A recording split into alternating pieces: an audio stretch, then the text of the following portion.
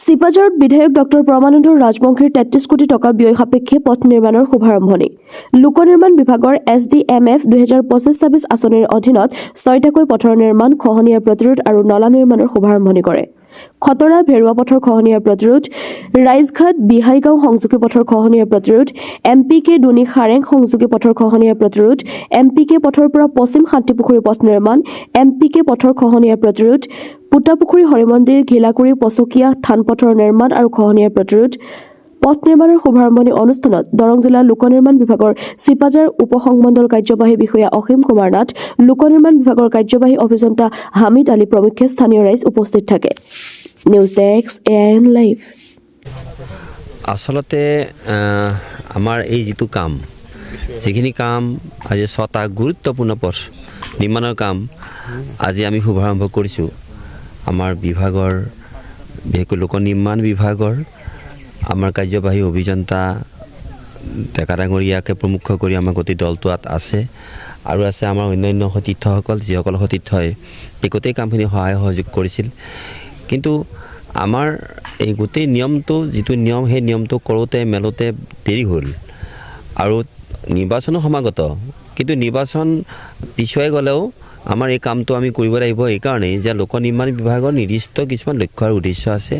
আমাৰ সেয়া হৈছে যে পথ পৰিবহণৰ ক্ষেত্ৰত এটা নতুন যুগান্তৰ আনিবৰ কাৰণে আমাৰ যশস্বী মুখ্যমন্ত্ৰী ডক্টৰ হিমন্ত বিশ্ব শৰ্মা ডাঙৰীয়াই যিটো প্ৰচেষ্টা গ্ৰহণ কৰিছে, সেই প্ৰচেষ্টাৰে এটা অন্যতম আমাৰ ফলশ্ৰুতি।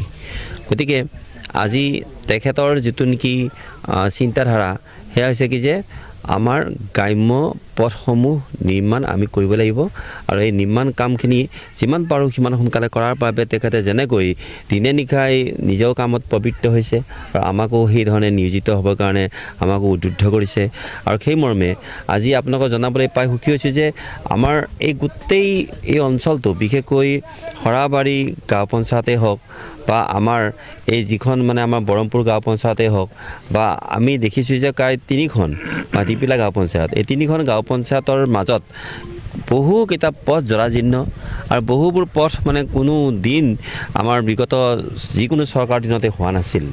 আৰু সেই কামখিনি কৰাৰ কাৰণে আমাৰ লোক নিৰ্মাণ বিভাগে আমাৰ কেইবাগৰাকীও আমাৰ সংখ্যালঘু মৰ্চাৰ, বিশেষকৈ ওমৰকে হওক বা বাহুলে হওক বা এইসকলে কাৰণ অক্লান্তভাৱে তেওঁলোকক সহায় কৰিছে আৰু তেওঁলোকেও সেইমতেই কামখিনি সুন্দৰভাৱে কৰিছে আৰু কৰাৰ কাৰণে আজি সেই গোটেই আমাৰ মানে পশ্চিম দৰঙৰ যিটো অঞ্চলে সদায় যাতায়াতিৰ ক্ষেত্ৰত বা উন্নয়নৰ ক্ষেত্ৰত বাধাৰ সন্মুখীন হৈ আছে, আজি নতুন ধৰণে পথ নিৰ্মাণে এটা নতুন যুগান্তৰ সৃষ্টি কৰিলে।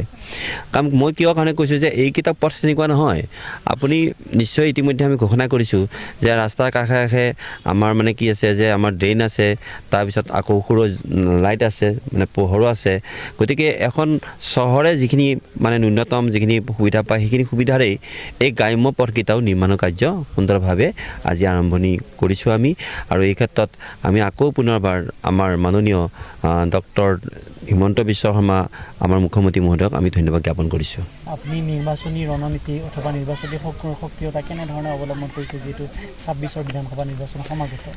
চিপাঝাৰ সমষ্টিত মই এটা কথা মই ক'ব পাৰোঁ, সেয়া হৈছে কি যে ইয়াত মই এতিয়ালৈকে কোনো ধৰণৰ মানে আমাৰ প্ৰতিপক্ষ মানে শক্তিশালী প্ৰতিপক্ষ থাকিলে মানে ক'ব পাৰি যে ইজনেই আমাৰ মানে শক্তিশালী হ'ব বুলি ভাবোঁ বা আমাৰ অলপ মানে কষ্ট হ'ব বুলি ভাবোঁ।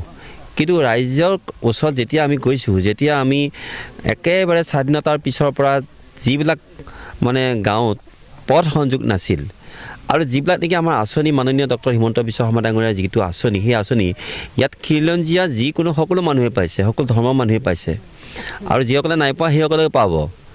আমাৰ হিন্দুৱে হওক মুছলমানে হওক আঁচনিবিলাক আমি দি আছে আৰু আমি দি আছোঁ, কিন্তু তাত যদি কোনোবা দুয়াকৈ পোৱা নাই সেইখিনি আকৌ আমি দিবৰ কাৰণে আমি সাজু হৈ আছোঁ।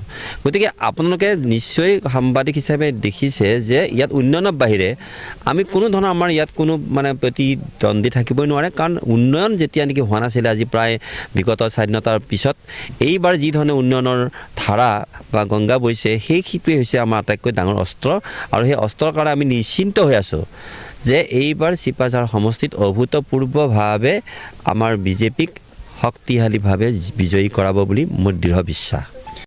যিকোনো খবৰ আৰু বিজ্ঞাপনৰ বাবে যোগাযোগ কৰক 7896121996